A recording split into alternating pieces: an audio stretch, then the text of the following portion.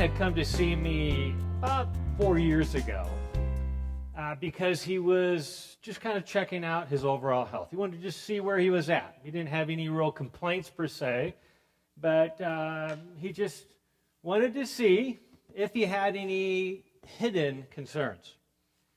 So we did comprehensive lab testing on John.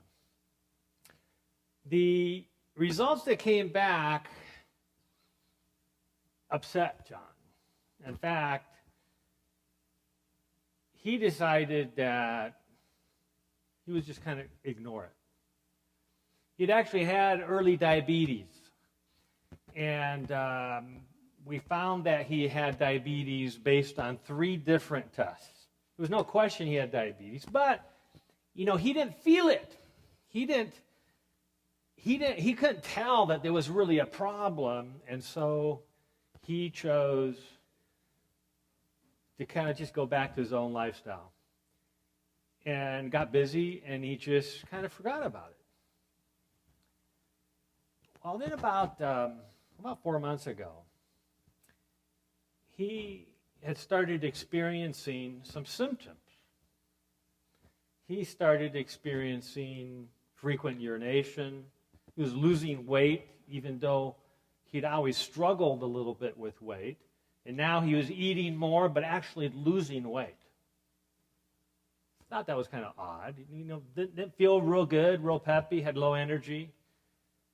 And so he started thinking about that test that he had run about 4 years ago. And he decided maybe this is time to get rechecked, just to see where I'm at. So he came in, we did broad testing, and we discovered that John now had out of control diabetes. There is a favorite test of mine, a test that I personally believe everybody should have, everybody, called the Hemoglobin A1c Test. I wish it had a better name. Has this academic, sterile name, Hemoglobin A1c. It doesn't really mean much to people, but essentially this is the sticky sugar test. This is a test that actually measures how much sugar irreversibly binds to the proteins in the cell membrane. And see, it's the protein in the cell membrane that actually determines the function and the interrelationship between that cell and other cells. So protein is critical. In fact, we can say that protein is equivalent to life. It's a life and death matter.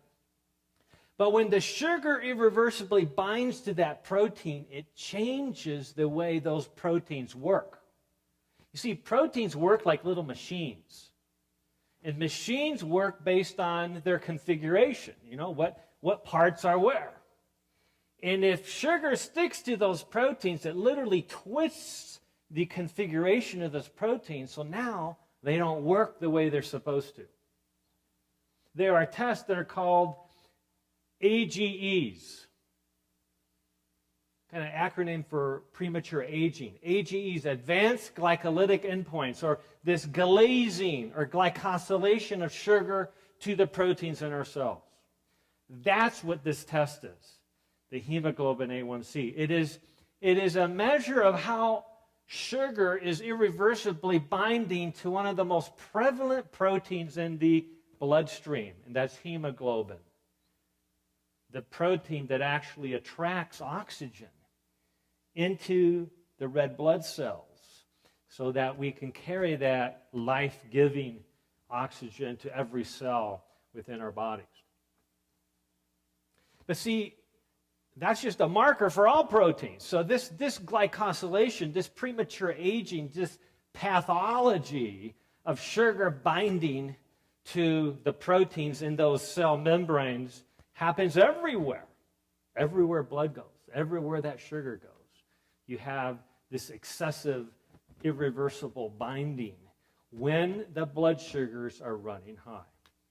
Now, when are the blood sugars most likely to run high. Based on everything we've been talking about, we understand that it's right after meals, within 30 to 60 minutes after the beginning of that meal. That's when our blood sugar is typically going to be at its peak. And that provides an opportunity for us to gradually reverse the irreversible. Now, wait a minute. Okay, some of you are going to be a little confused. If it's irreversible, then how can you actually reverse that condition? How can you reverse diabetes if this glycosylation, this glazing effect of sugar to proteins, is indeed irreversible? The answer is simple. It's because our bodies were made to constantly recreate themselves. You get that? So when you have an irreversible condition inside your body, eventually those cells that have been irreversibly bound to by excess sugar will go through their life cycle. And their red blood cells, it's 120 days. So after an average of 120 days, those cells break apart and the body makes new ones. So therein lies the opportunity that we all have to be recreated. The body's always recreating itself. And so if we give the body what it needs to be recreated, it can do that and literally reverse the irreversible. So now John is sitting in my office and we're looking at his tests. A healthy hemoglobin A1c is actually 5.0 or a little less. It's a percentage because it's literally the percentage of those proteins that have been irreversibly bound on those cells by sugar. So the optimal level, we're talking about non-diabetic, we're talking about anybody who has this test done, the goal is we want to be around 5.0, maybe 4.9. Because studies show that the risk of cardiovascular disease starts to creep up as this glazing goes above 4.8, 4.9, or 5. Now, what's interesting is that you are not even classified as a pre-diabetic until you hit 5.7. Once you're at 5.7, that is an official diagnosis of pre-diabetes, which means that you're now in the majority of adults who have pre-diabetes. Okay, so remember, if you're between the ages of 40 and 59, at least 1 out of 2 of you already have at least pre-diabetes. If you're between the ages of 60 and 74, 2 out of 3 of you already have at least pre-diabetes. And if you're age 75 plus, 3 out of 4 of you already have at least pre-diabetes. So that is the new normal. That is what almost we expect to see in those age groups. And so we want to get that level under 5.7, but optimally to 5.0. Again, I'm talking about non-diabetics here. We don't want to drive that number down artificially with medication, because studies show that using medications to drive that number down to optimal actually increases your risk of premature death. In other words, it has to be done right, or else you're actually increasing your risk. So here's John, recognizing that an optimal level is around 5.0. Prediabetes begins at 5.7, and diabetes begins at 6.5. Now, every 1 percentage point that you go above 5 typically means that your blood sugars on average are 30 plus points higher than the previous percentage point. Okay? And so if you're around 5.0, that means your average blood sugar is around 80. If you're at 6%, kind of right in the middle of prediabetes, on your way to diabetes, which begins at 6.5%, that means your average blood sugar is about 120. If you're at 7% hemoglobin A1c, that means your average blood sugar is 150, and so on and so forth. Well, as we looked at John's hemoglobin A1c, his level was 12.1%. Now let's take a look at what this means. That means that his average blood sugars were at least 300. That's fasting blood sugar. In fact, we knew that his fasting blood sugars were actually running somewhere between 350 and 400 on a regular basis. The key about this is that for every percentage point that you go above optimal, you increase your risk for nerve damage, right? That can lead to amputation, that can lead to nerve pain, etc., neuropathy by 35%. Every point you go above. So John is now at 6 times that risk, 6 times a 35% increased risk. This is also true for vision loss. And take a look at the slide here on the screen. The vision loss is 35% for every point. Okay? Kidney disease goes up 35% for every point you go above 5. Peripheral vascular disease, which just simply means the arteries in your legs are getting occluded, poor blood flow to the extremities. Heart attacks by 18%. And all diabetes-related death, your risk goes up 25%. So do the math. John is looking at his hemoglobin A1c of 12+%. And he recognizes now that his risk of premature death due to diabetes has just gone up over 150%. Dramatic. Think he's motivated now? He's no longer thinking, I'm going to blow this off. He now recognizes that it was a foolish thing to ignore, but now he's committed. In 3 months' time, John takes his hemoglobin A1c to 6%. 3 months' time, from 12 to 6.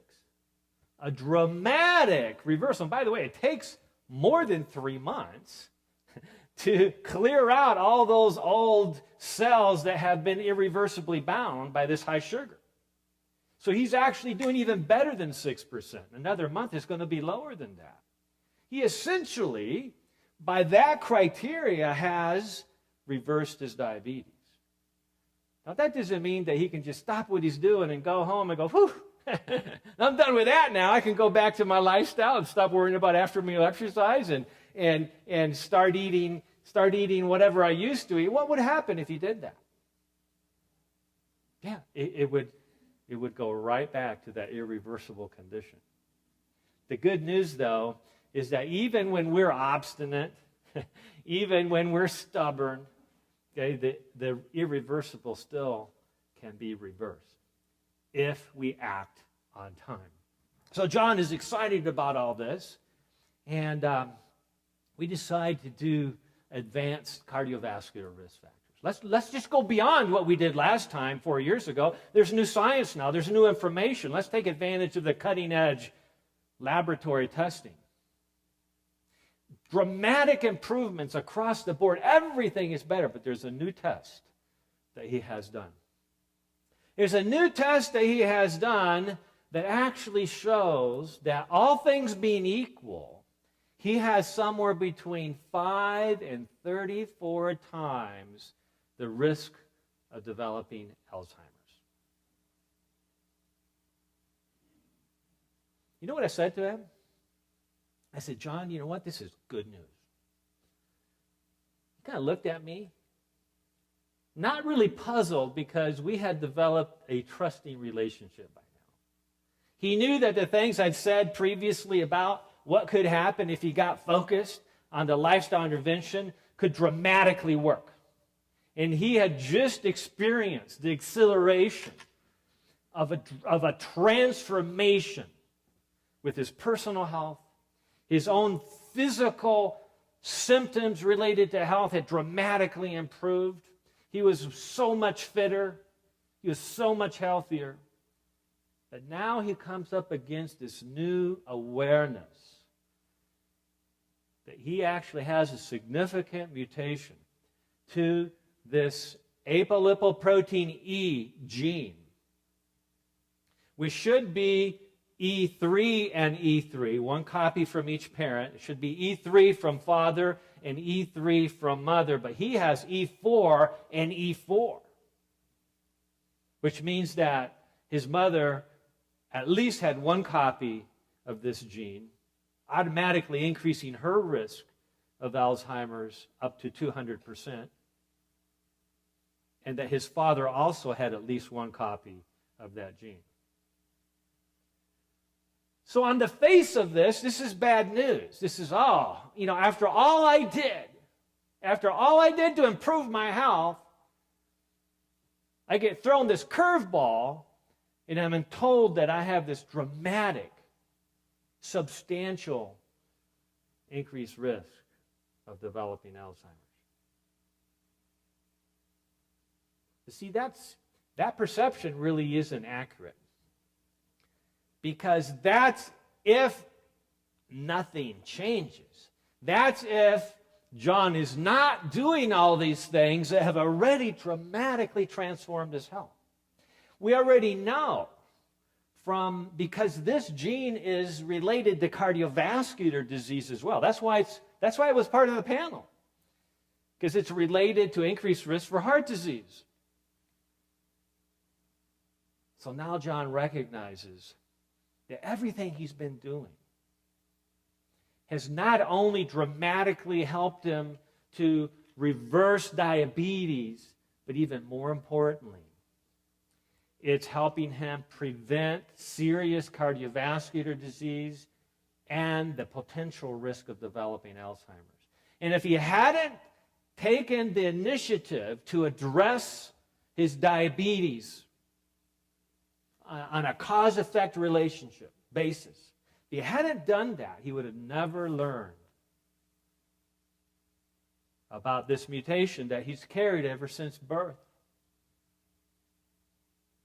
And he would have never thought twice about what should I be doing about this, right? Because the gene is not what determines our risk. It's what we do with that gene. It's the choices that we make that relate to that gene. It's our environmental, nutritional, attitudinal exposures around that gene that determine whether that gene is turned on or turned off. That, to me, was exciting to share with John what some people would think of as devastating news, but actually it's good news. Right? As I challenged some of you weeks ago, if you had the opportunity to find out if you had a major gene for Alzheimer's, or you name whatever disease, would you want to know now? And the answer is, I would want to know as soon as possible, so that I could start acting towards finding the solutions that improve my chances down the road. So what's interesting is that these advanced cardiac risk factors actually are indicators of inflammation. We've been talking throughout this entire series. Inflammation keeps raising its head. It's a common denominator in most of chronic and acute disease. Inflammation.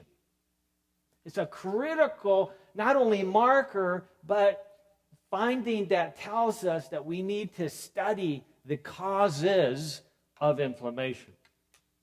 And Dr. Ross has shown with many of his studies that the markers of inflammation help refine cardiovascular risk, the number one cause of death in the world. Heart disease is driven by inflammation. We know that basically, studies continue to show the value of assessing the degree of inflammation in a patient, all through plaque formation and adverse cardiovascular events like heart attacks, strokes, etc. But as you take a look at this slide, you see that varying degrees of inflammation mean that you have increased risk of that plaque building up and ultimately rupturing, causing a clot. We know that this risk for Alzheimer's is very powerfully related to inflammation. And as researchers have shown in two recent articles from Autoimmune Review and Molecular Neurodegeneration Journal, 2013, that impaired capacity to eliminate toxins or toxic compounds and lack of nutritional factors promotes Alzheimer's. See, that's the very same thing that promotes heart disease. Now, coming up in this series, we're going to be discussing detoxification. Sometimes, when we talk about detoxification, it sounds a little bit, unusual and even a little quackish.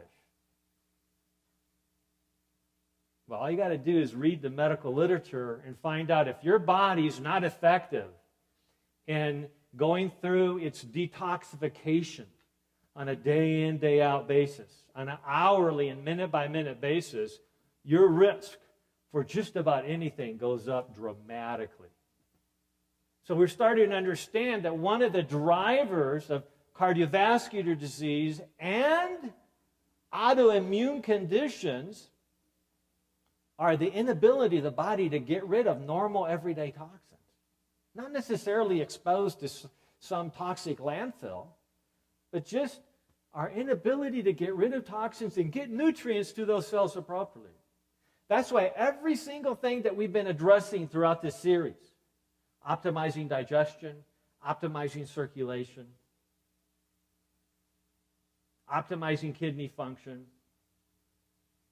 optimizing nutritional status, optimizing vitamin D, all these things are critical in dealing not only with heart disease, Alzheimer's, but also autoimmunity. We're learning now that Alzheimer's is actually an autoimmune process as well. You see how everything kind of comes together? You can't nicely separate conditions anymore. They all impact each other. The research has shown that Alzheimer's disease can actually be caused and triggered by the common herpes simplex virus 1. We see Dr. Card is saying there in the International Journal of Alzheimer's Disease in 2010 said even mild infections like the herpes simplex virus 1 is found in 54% of Americans. By the way, 16% of the population has herpes simplex virus 2. But up to 60% of genital herpes is herpes simplex virus 1. And that's why we as a population have to think long and hard about our exposure to these viruses and how they're most commonly exposed to people, and rethink what is acceptable in terms of sexuality, because how we relate to individuals also dramatically increases our risk of various forms of what are considered mild, inconsequential viral infections that actually are strongly implicated in this slow, gradual development of Alzheimer's disease. Now, what's interesting here is that this is especially true if we have certain genotypes. That's why it's so critical that the majority of us take advantage of genetic testing. Because if we have this ApoE mutation on the apolipoprotein gene, that means we need to really more carefully evaluate our risk of low-grade infections and more aggressively seek to eradicate, to do everything possible to subdue any low-grade infection. All right, so our topic today has to do with autoimmunity, the autoimmune epidemic. This is, whenever I do talks like this, I wonder who's even going to listen. Because it's not like, it doesn't seem to be that important, like heart disease or cholesterol or blood pressure or weight. It's not on the radar screen, unless, of course, you've been diagnosed with an autoimmune condition, and then you're really paying attention, especially because the conventional paradigm is that we have no idea what's happening, we have no idea what caused it, and therefore, all that's really available to you is immunosuppressive medications. That's not what the research shows. If you spend any time looking at research, the research is showing that there's all kinds of things that we can explore, and it basically comes down to making sure that every system of your body is operating as best as possible. That's really been the whole basis of this 12 Weeks to Wellness series, is making sure that every system is working as effectively as possible, especially digestion. Especially digestion. So ways to limit your own risk. And what I'm suggesting here is that we're all at risk.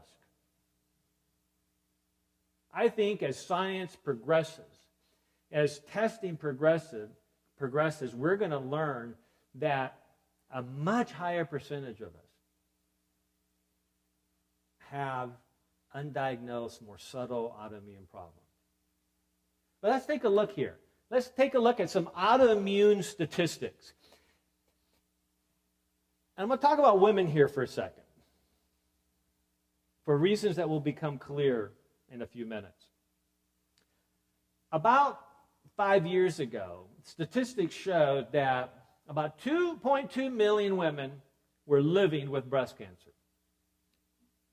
It's about the same time, 7.2 million women were dealing with coronary artery disease, plaque buildup in the arteries of the heart. And 9.8 million women during that same time period were afflicted with one of the 7 most common autoimmune disorders, including lupus, scleroderma, rheumatoid arthritis, multiple sclerosis, inflammatory bowel disease, Sjögren's syndrome, or dry eye syndrome, as some refer to it, or type 1 diabetes. Those are the 7 typically most common autoimmune disorders. And essentially, you're 5 times minimum more likely to have an autoimmune disorder that's serious and life-threatening over the years compared to breast cancer. And even more likely to have an autoimmunity than heart disease. Now, what's interesting to me is that these distinctions are somewhat artificial, because if you have one of those conditions, your risk is naturally going to increase for the others as well. We know if you have even a mild autoimmune condition, a very mild condition, like, let's say, dry eye syndrome, Sjögren's, you're still 4 times more likely to develop in the future a more serious autoimmune disease. And women are 3 times more likely to develop an autoimmune condition than men. Which suggests what? It suggests that we want to be real aggressive at evaluating hormonal patterns and make sure that those are regulated optimally so as not to increase the risk further. So, one of the books that I recommend to any of my patients who have already been diagnosed with some type of autoimmune condition is a book written by Donna Jackson Nakasawa, who is a medical journalist and wrote this amazing book called The Autoimmune Epidemic. We could actually do a whole 12-week series just on autoimmunity. I've been thinking about it actually.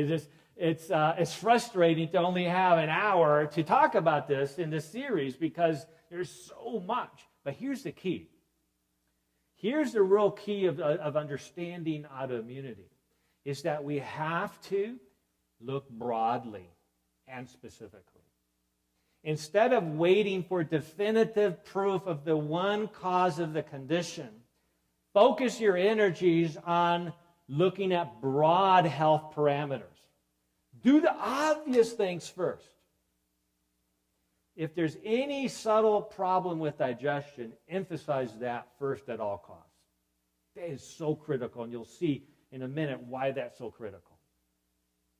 Make sure that thyroid function is operating optimally. Make sure that your adrenals are operating optimally. This is so critical. Make sure that circulation is operating properly. Make sure that your cardiovascular risk factors are optimized. Don't think that just because you have an autoimmune condition that you're just going to focus on that instead of your wellness program. As far as I'm concerned, those are one and the same. That walking after meals, a powerful factor in dealing with autoimmunity. It's been suggested by some authors that the number one thing to correct, if out of balance, if you have risk or active autoimmune condition, is your insulin levels.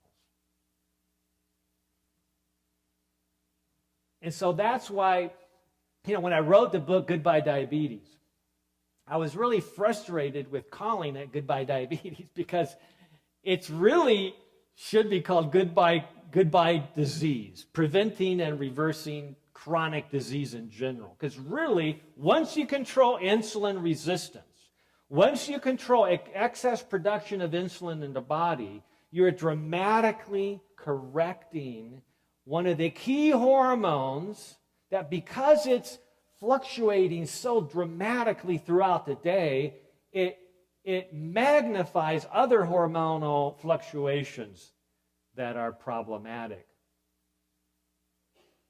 Some doctors refer to cortisol as the most important hormone to balance in men and women. And I agree with what they're talking about. Cortisol has to be regulated because cortisol relates to adrenal health. After all, it's the adrenal gland that produces cortisol. And if you have abnormal highs and lows of cortisol, that's putting your immune system at risk and relating to a dysfunctional immune system. Because, see, autoimmunity simply means that the immune system, which is essentially that SWAT team that lies in wait, ready to be called upon by society to deal with a problem, to deal with a terrorist plot, deal with some type of infraction that is putting other people at risk. But in autoimmunity, it's like the SWAT team all of a sudden is now starting to shoot citizens and blow up houses with women and children in them. That's what autoimmune disease is. It's our own immune system, which was designed to protect us at all costs, now has gone rogue and is destroying the good and the bad together.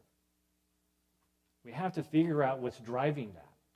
So in the last 20 or so minutes, I want to explain how, and give you some case studies of how this can be improved. Now, what's interesting is that between 20 and 60% of regular type 2 diabetes is actually autoimmune. It's not just type 1 diabetes that's autoimmune, but the body can start producing these antibodies against insulin, against the pancreas. That now where our immune system is actually damaging the very tissues that are supposed to be producing insulin or preventing insulin from connecting to the receptor site for insulin, so we can't control blood sugars. So there is actually some interesting data that this latent autoimmune diabetes, which typically occurs in people who've been told they have type 2 diabetes because they're still making insulin, but it's a gradual autoimmune process that can take years and sometimes decades to cause its ultimate destruction of the cells that make insulin. Unlike in type 1 diabetes, where that destruction happens within days or weeks. And so there was an Australian study some years ago that found 5 characteristics that related to a type 2 diabetic potentially actually having a latent autoimmune form of diabetes. And they were developing diabetes after age 50, which is very general and I didn't think was a very profound one. But acute symptoms. The symptoms more like somebody who had type 1 diabetes. And then normal weight. I've seen many people who are fit and normal weight. They have out of control blood sugars and they're not type 1 diabetics. I've had patients who exercise 3 hours a day and they are able to out-wrestle their young adult sons who are actually professional athletes. And yet, very difficult to control his blood sugars. Clearly, there's something else going on there. It's not your typical type 2 diabetes. In other words, whatever's going on inside of our health, we need to try to figure out and personalize the strategy. We shouldn't seek to follow a program that works for other people. We need to figure out what program's going to work for me specifically. So that's why we moved into now the era of personalized care, where we can do all the appropriate genetic testing and biomarker testing to individualize the approach for you. But here's a key part of it. A personal or family history of autoimmune disease, such as rheumatoid arthritis or multiple sclerosis. So if you have a family history of an individual who has an autoimmune disease and you have diabetes, there's a much higher chance that diabetes is actually autoimmune driven, which means that simply controlling your blood sugars with medication or insulin isn't addressing the problem. In fact, even in regular type 2 diabetes, simply controlling blood sugars, especially if you do it with medication, is really not addressing the problem. It's not addressing the underlying issue of insulin resistance. Okay, so the key here is to understand that everything that we do has an opportunity to change our epigenome. The exposome, or all the things in our environment, our choices that we make for diet and lifestyle and how we view or how we choose to feel about things and think about things, influences the genetic expression. And we've been saying all along, there's this whole concept of nutrigenomics, which is the power of food to alter genetic expression, that it's critical to ask ourselves every time we order food or we go to the supermarket and buy food is, what do we want our genes to look like? How do we want our genes to express themselves? Is this part of our epigenome, or is this part of our epigenome? And as we've focused the last time about emotions, do we still have emotional baggage that is creating negative expression in our genes? How does this relate to autoimmunity? Now, is this conflict an ongoing risk factor for your epigenome or autoimmune disease risk for you? There was an interesting study that was published by the journal Autoimmune Review in 2008. Really quite amazing. Essentially saying that up to 80% of patients diagnosed with autoimmune diseases report uncommon emotional stress before the disease onset. Interesting use of words. Uncommon. In other words, there's a lot of stress going on. You know, it's actually common. It's common to have stress, right? We all have too much stress in our lives, more or less. But this is uncommonly high. We need to really guard, especially those times when we are under those uncommon stresses. And that's tough. I get that. It's hard to even control good stress. You know, too much good stress is bad for us as well. We need to find balance. We need to establish boundaries. We need to set a day aside where we're not doing and exposed to all the stresses and pressures in our lives. We need to find answers to this out-of-control lifestyle that puts us so frequently into this common or uncommon emotional stress. A big cause of autoimmunity. I can't tell you, any kind of major health crisis, more often than not, is related to a period of uncommon emotional duress that just wears us down. It wears our adrenals down. It wears everything down. And now we're much more likely to have autoimmune disease. Other studies show that the treatments of autoimmune disease should thus include stress management and behavioral interventions to prevent stress-related immune imbalance.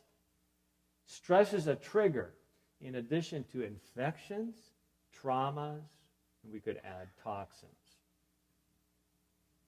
In other words, stress is probably one of the worst toxins to your body, to my body.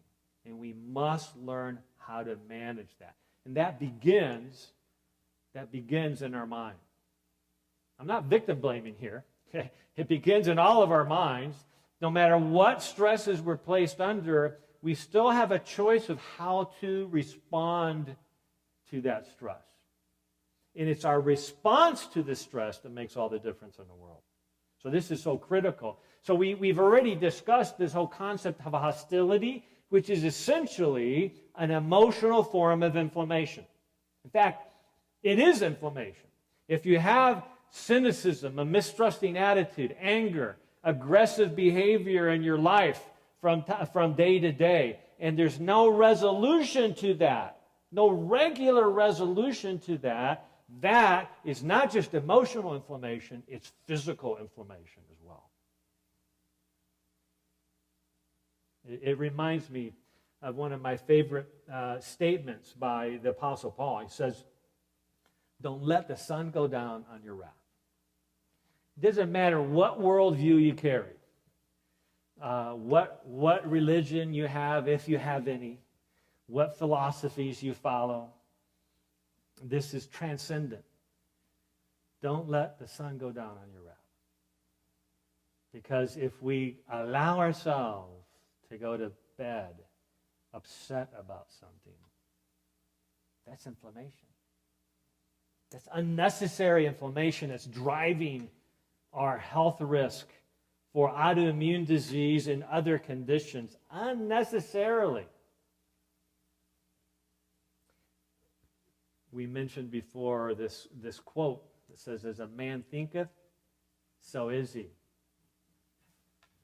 It's our spirit of attitude that determines which direction these hormonal pathways, these cytokine stress-induced pathways, or other pathways are established leading to autoimmune stress or adrenal stress. There's all kinds of other tests that we can look at. There's a common test that we look at in autoimmunity if we're just exploring. Is there a possibility that there is some autoimmune condition similar to rheumatoid arthritis? Is the anti-nuclear antibody? There's actually hundreds of tests that can be done. It's actually a very frustrating and confusing field. A lot of new information, but sometimes it's hard to know how to apply that into the clinical practice. But a very common, in fact, one of the most common autoimmune conditions commonly seen in a clinical practice is Hashimoto's thyroiditis. Autoimmune thyroiditis. Autoimmune inflammation of the thyroid gland that can be picked up by looking at one of two of these thyroid antibodies, the thyroid peroxidase antibody or the antithyroglobulin antibody. Now, it's interesting in standard of care, many times these tests are never done, partly because of the previous paradigm in medicine that you just treat thyroid disease by what's going on in the pituitary.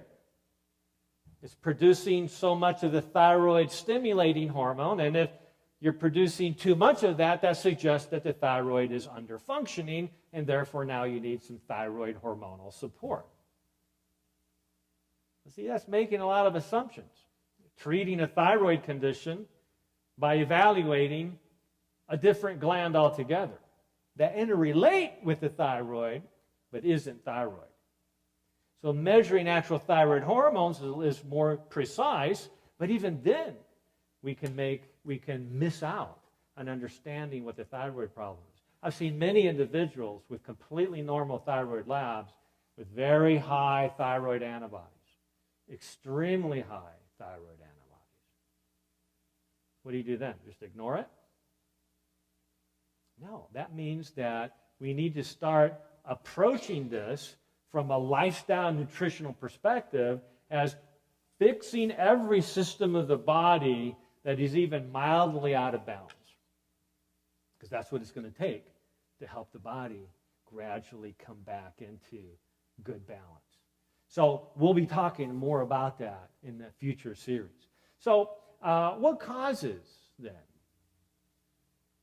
And I'm going to speak for myself, and based on my understanding of the medical literature, based on my experience in reading this and interacting with patients, is it boils down to a couple simple concepts.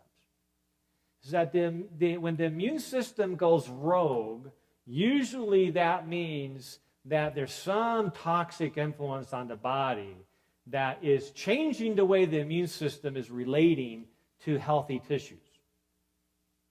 Those toxins, by the way, could be coming from a low-grade or even a high-grade infection. Ironically, infections, the reason they're bad for us is because they release these microbes. These germs are releasing toxins chronically. The worse the infection is, the more toxins get released into the body.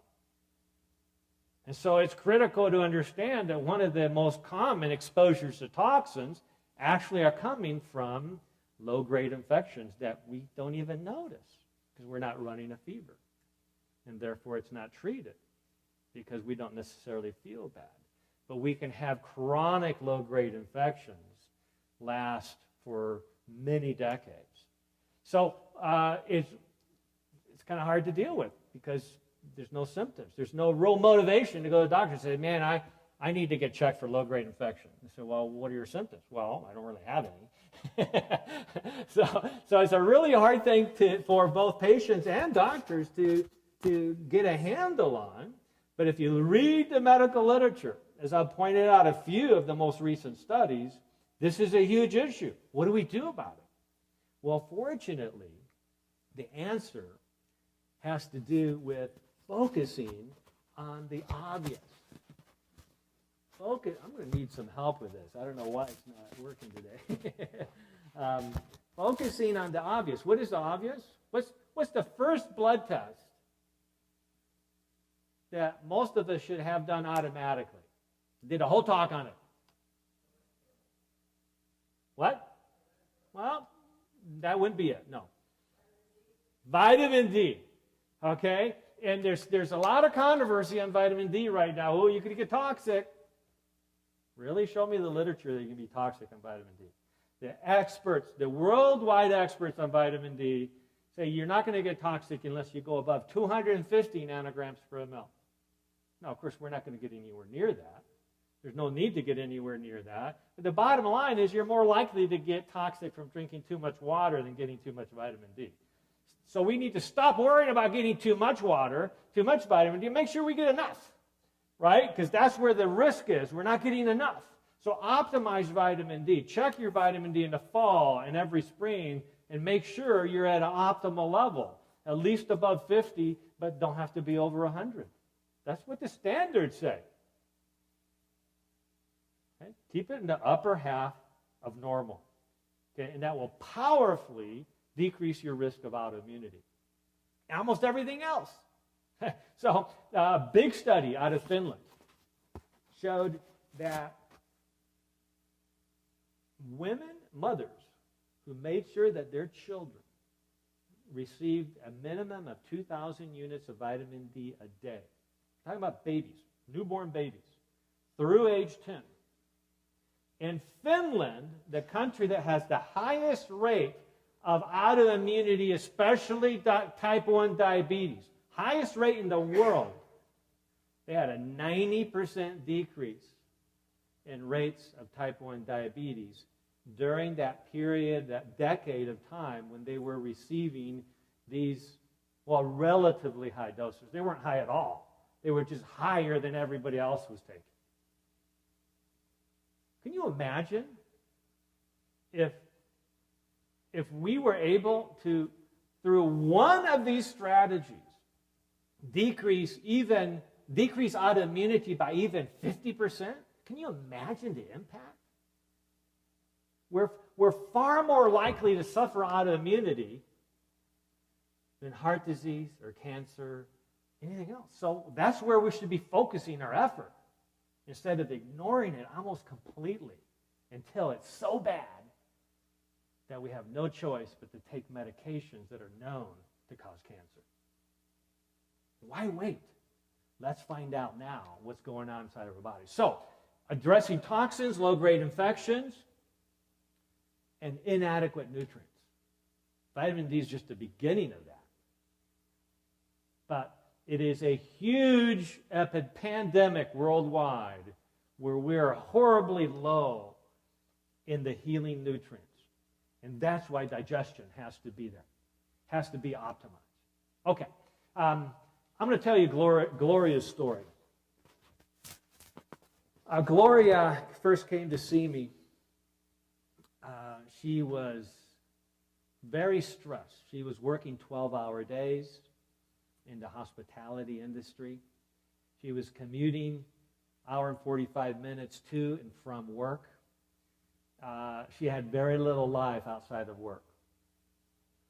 And she was experiencing debilitating pain in her hands and arms. And she was then diagnosed with rheumatoid arthritis. The problem for her was that if she had so much inflammation she couldn't use her hands, she was essentially out of a job.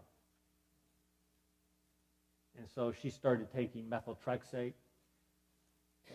There was likely some genetic factors there because her mother, Gloria's mother, had had rheumatoid arthritis for many years, decades, and been on methotrexate a long time. So now she's been on methotrexate for 5 years.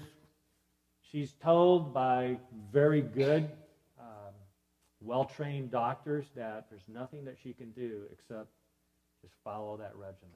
There's nothing else that she can do. Well, so she decided that she was going to take a broad approach using lifestyle medicine principles. So we spent an hour and a half with her the first session and looked at everything. Found out she was horribly low in vitamin D. Boom. We're looking for the gaps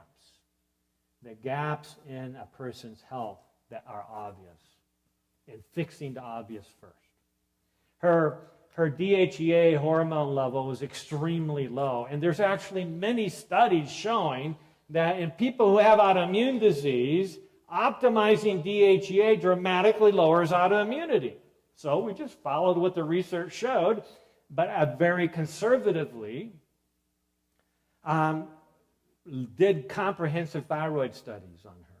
Found out that she actually had subtle thyroid problems, including autoimmune thyroiditis. Started aggressively treating that. We did a 4-hour glucose tolerance test on her, where we had her drink this sweet drink after the initial blood draw, and at half an hour, 1 hour, 2, 3, and 4 hours, more blood and insulin and cortisol was drawn at that time. Found out she actually had diabetes and didn't know it. All this chronic inflammation and autoimmunity for all these years was actually causing insulin resistance and significant blood sugars above 200 at 2 hours. Diabetes. But by the 3rd and the 4th hour, her blood sugars had crashed so low that she actually had reactive hypoglycemia. A very common problem associated with disease, with these conditions. I'm going to need some help here. Okay. There must be an autoimmune condition here. All right. So, essentially, she as we looked at that 4-hour test, she had pre-diabetes at one point, diabetes at another point, and reactive hypoglycemia and adrenal fatigue at another point. She showed the whole array of ups and downs, all of which dramatically brought her immune system down and made her more predisposed to the autoimmune problems. So we just developed a program to fix all that and to treat her digestive problem. Halfway through the visit, I discovered that she didn't have a gallbladder. It's such a common problem. I always ask everybody now, you have a gallbladder? And they look at me like, yeah. You don't want it, do you? And its bottom line is that when you don't have a gallbladder, you're not digesting well. So that has to be managed nutritionally as well. She fixed her constipation. She fixed her digestive problem. She addressed every single system that was out of balance. And I told her, I says, I want you to go back to your rheumatologist and talk to your rheumatologist about a program to gradually adjust your medications. Because that should be done by your rheumatologist. Whoever prescribed that medicine should be involved in that process.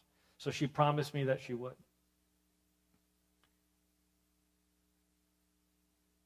A month goes by, she comes to see me again. She says, I can't believe how much better I feel. I'm 90% resolved. 90%.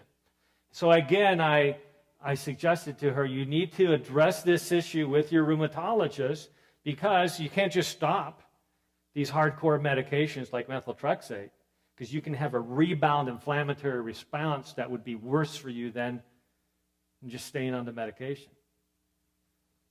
And she assured me she would.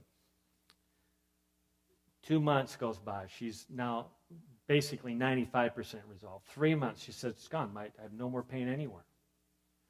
4 months into that program, she's doing so good. I said, you are working with your rheumatologist, right? Because you're doing so good that I bet you that your rheumatologist could help you get off those medications with good, careful medical supervision. And she looked at me and kind of looked down and says, I haven't been completely honest with you. I go, okay. She said, I stopped all of that before 1 month was up. Now, I don't advise that.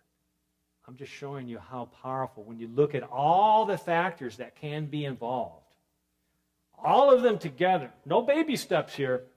When doing lifestyle medicine, you got to do the whole thing. That dramatically improved her health so much that she actually, in her case, got away without a rebound inflammatory condition. Once again, I admonished her. I said, you need to show yourself to your rheumatologist so that this can be managed properly. She was so excited that she was now functional and feeling better than she had in over a decade. That was Gloria's story. Lucy's story is interesting. Lucy came to see me because she had problems with blood flow in her legs. In fact, scans had shown that she had peripheral artery disease. She had blockage in her arteries, in her legs. Made her legs feel heavy. And of course, that suggests that there was probably something going on in her heart and in her carotid arteries as well, increasing her risk for heart attacks and stroke. And so about 6 months goes by, and she's doing better with her blood flow to her legs, but every once in a while she'd say at the end of the visit, well, what about my rosacea? She had these deep postural lesions in her cheeks, which I didn't notice because of her makeup. But when she took the makeup off, you could see these deep pustules related to her autoimmune rosacea. And so once when she mentioned that, I actually had a patient that had canceled. And so I said, okay, I got an extra half an hour. There's something I don't know about you. Why don't you tell me about your medical history? Let's learn a little bit more about you. And Lucy said, well, how far you wanted me to go back? And I go, well, 15 years. And she said, let's see, was that before or after I had my gallbladder taken out? I said, you never told me that. She said, you never asked me. Fair enough. We started treating gallbladder like we talked about in the digestion session.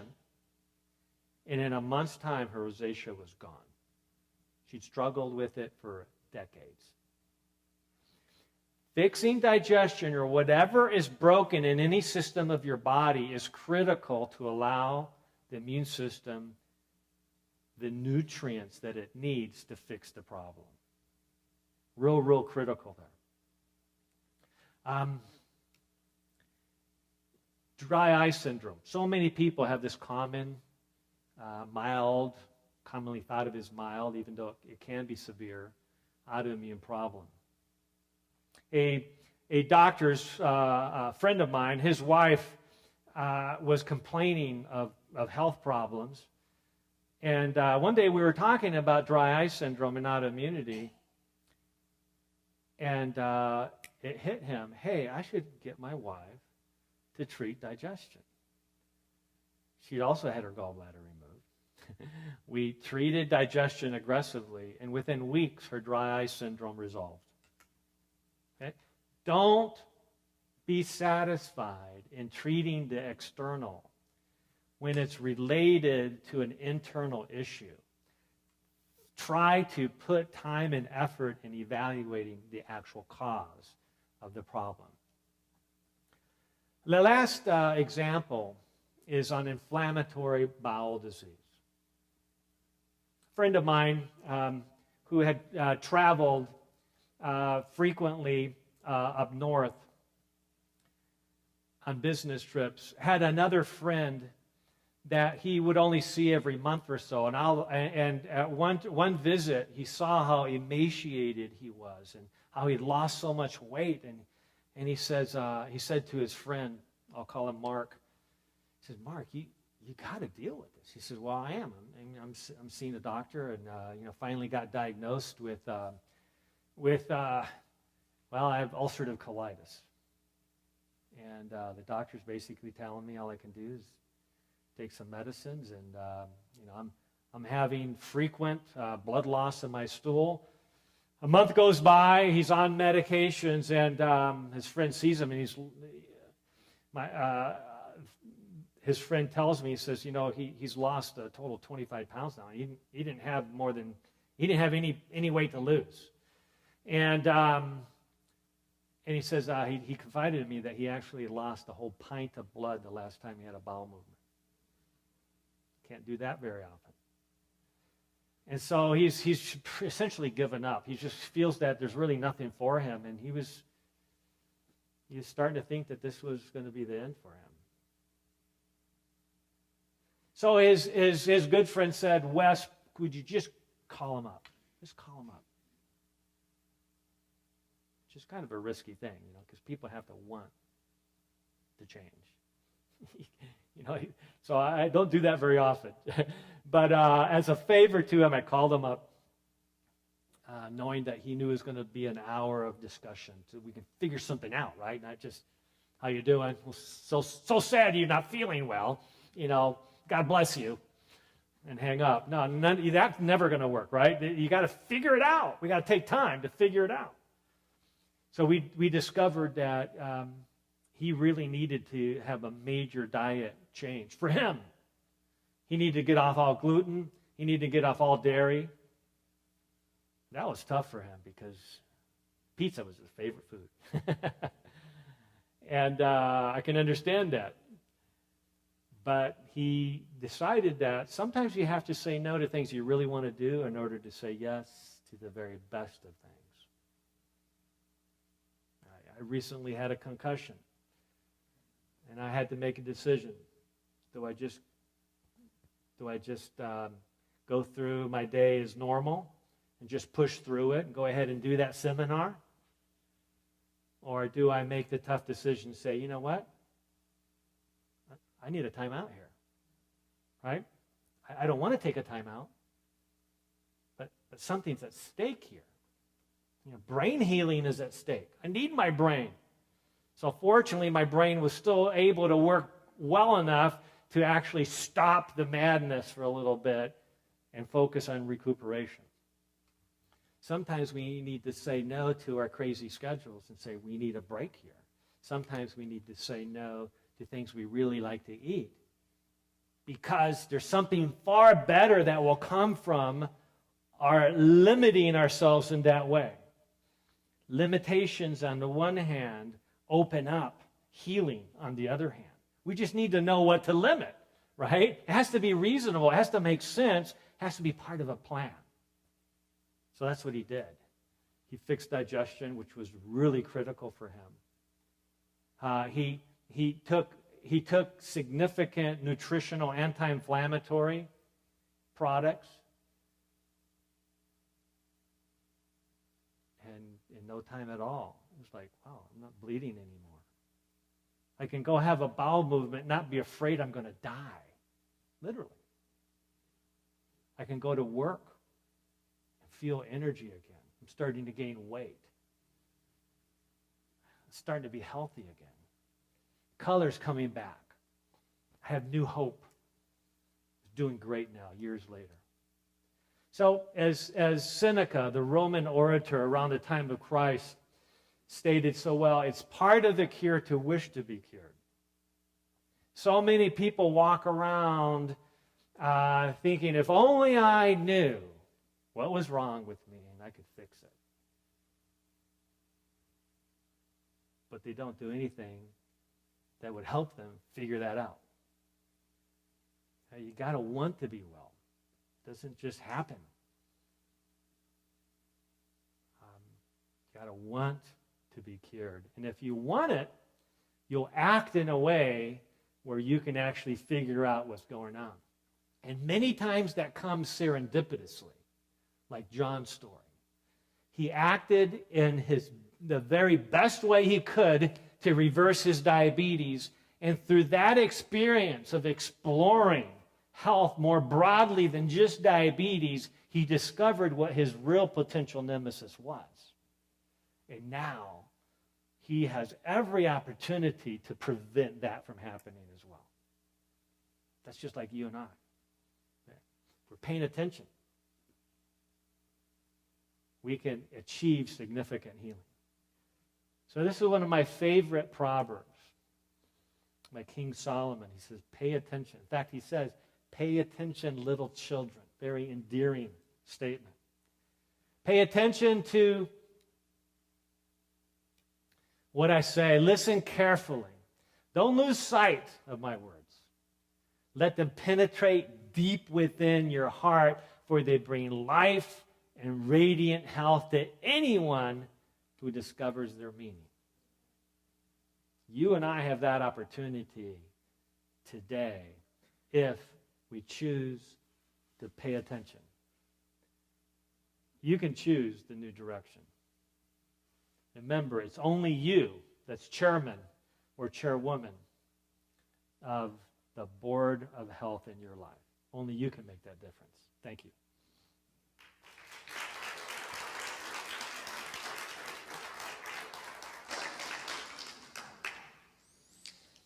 I want to start by saying we're thankful to God that you are here tonight.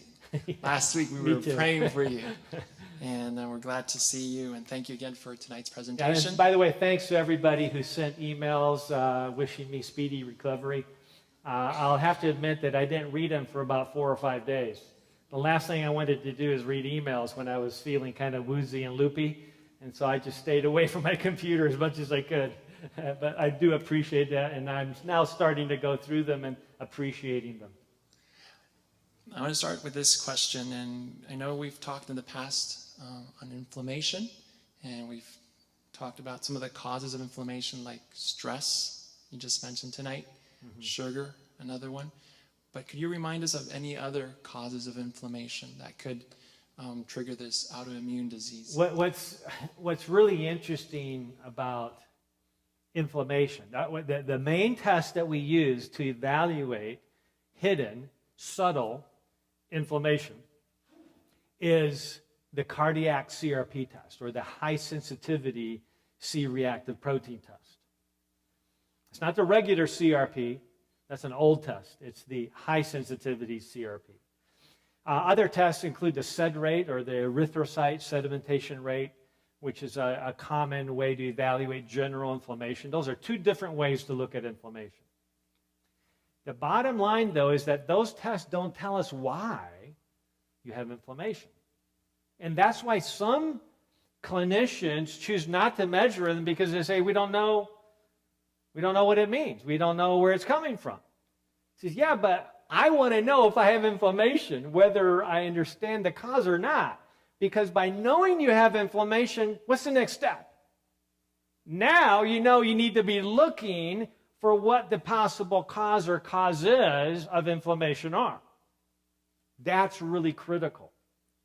And so the first thing, by the way, is to make sure you're on an anti-inflammatory diet. So that's why we've been stressing the Harvard studies, the 4 most inflammatory food groups, and those are in previous sessions. We know that that dairy can be a strong inflammatory for many people.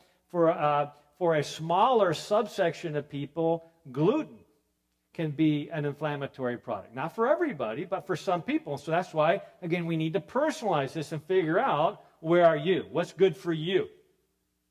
And so diet is first and foremost, and everybody can take advantage of the anti-inflammatory, antioxidant-rich foods, which are the colorful fruits and vegetables, right? It's colorful fruits and vegetables. The colors themselves, the pigments themselves, are the very chemicals that change the expressions of our genes, right? So everybody can do that. We don't have to have a diagnosis. We don't have to have a blood test to choose wisely when it comes to food. Okay? And then avoid the very foods that promote inflammation. The next step from there, okay, is to look at what we call the 8 natural remedies. So nutrition is number 1, but exercise. Every time you exercise, you lower inflammation. Notice I didn't say if you exercise every day, you lower inflammation, which is true. But you can have inflammation simply because you are now sitting for more than an hour at a time. So we're kind of guilty of that, except I've been standing.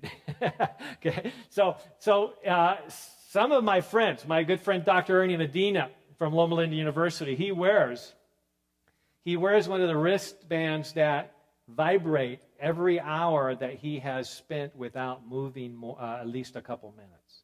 So if you've been sitting at his desk just talking to people, it'll vibrate. And he goes, oh, I got to get up and I got to move around for 2 to 3 minutes. That's all it takes. Okay? And that's even though he rides his bicycle 45 to 60 minutes every day. He still gets up every hour and walks, does something. Why? Because the studies show that even fit people who sit more than an hour at a time increase inflammation. Okay? So exercise. Water intake can lower, optimizing water intake can lower inflammation by 30%. Making sure you're getting fresh air, you're outside, lowers inflammation. Being in the sunlight every day, preferably for about a half an hour a day, early morning, late afternoon, a little bit midday sun, that lowers inflammation. It improves vitamin D if it's midday sun, but the rest of the time, if you're just getting exposed to light, it lowers inflammation. In other words, every healthy act that you participate in lowers inflammation. Every time that somebody offends you and you say to them, hey, I understand you're upset. Can we talk about this? That lowers inflammation. Not only are you limiting the inflammation that would have been there, but you're actually decreasing your inflammation from baseline. Our responses, our attitudes, everything impacts inflammation. And inflammation has such a huge influence on our predisposition to autoimmunity. Thank you for that response. Again, we invite our audience to share with us if they have any questions, to just come up to the mic, and we'll be glad to have them share with the rest of us. One of the questions that I have also received is, does vitiligo and loss of skin color and hair loss, is that caused by an autoimmune disease? Yes, vitiligo is an autoimmune condition, and there are forms of autoimmunity that relate to hair loss. I'm not saying all hair loss is caused by autoimmunity, certainly not. But again, I think when we really begin to understand the extent of subtle autoimmunity, we'll realize that is just part of the normal process of disease and destruction in the body. And so almost anything can have an autoimmune component. I mean, who would have thought that Alzheimer's was an autoimmune condition? Or hair loss an autoimmune condition many times. So that's why when there's little research specifically on that condition, by the way, in vitiligo, there's strong documentation that vitiligo, or the loss of pigment in the skin, is related to vitamin B12 deficiencies. So in other words, we want to test for where the deficiencies might be and then aggressively resolve the deficiencies. Aggressively resolve the deficiencies. Thank you. Evan, who's here in our audience, would like to ask you a question. Yeah, one of the things that you brought up was toxins. And I was wondering, getting rid of toxins, perspiration, like a sauna or a steam bath, steam rooms and so forth, are those effective means of controlling toxins? Yeah, we're actually going to be looking at that in particular next session. But to answer your question, absolutely. Anytime you sweat, you actually release toxins, even heavy metal toxins. Studies have been able to demonstrate that a good sauna sweat or any form of sweating, you can actually get rid of heavy metal toxins, which have a very strong affinity for genes and receptors that prevent their release. And so when we increase our metabolism with exercise and begin sweating, that actually helps us release toxins. So one of the ways to forestall the normal aging process is to sweat every day. As I was reviewing the studies on Alzheimer's even today, and I read about it earlier, is that we need to learn to be more effective in helping the body detoxify. Because as the body ages, we know that increases the retention of toxins because of the breakdown of the human system. It's not age itself. It's the breakdown. So that's why we need to guard every system of the body and optimize that. So that not only will retard the, quote, normal aging process, but it will also retard the typical Alzheimer's or dementia process. We've got to help the body do its job of detoxifying and make sure that we're putting the right nutrients where they're supposed to be. Another question, I have somebody that I know that has a very difficult time perspiring. In other words, they almost can't do it. Now, is there any suggestion you could make on that? Well, if somebody's having a difficulty perspiring, one of the first things I would suggest is to have a more careful physical and evaluation with their family doctor. One of the things I'd consider in particular is a more careful evaluation of thyroid. Not being able to perspire very well can mean that there is a subtle sluggish thyroid involved. So I would consider that. Generally speaking, in the fitness movement or the exercise physiology world, it's commonly known that the fitter you are, the more you perspire under a given exercise, and the earlier you perspire. Now that's a stereotype, I realize, but you want to perspire when you're exercising because that is one of the methods available to us to get rid of toxins.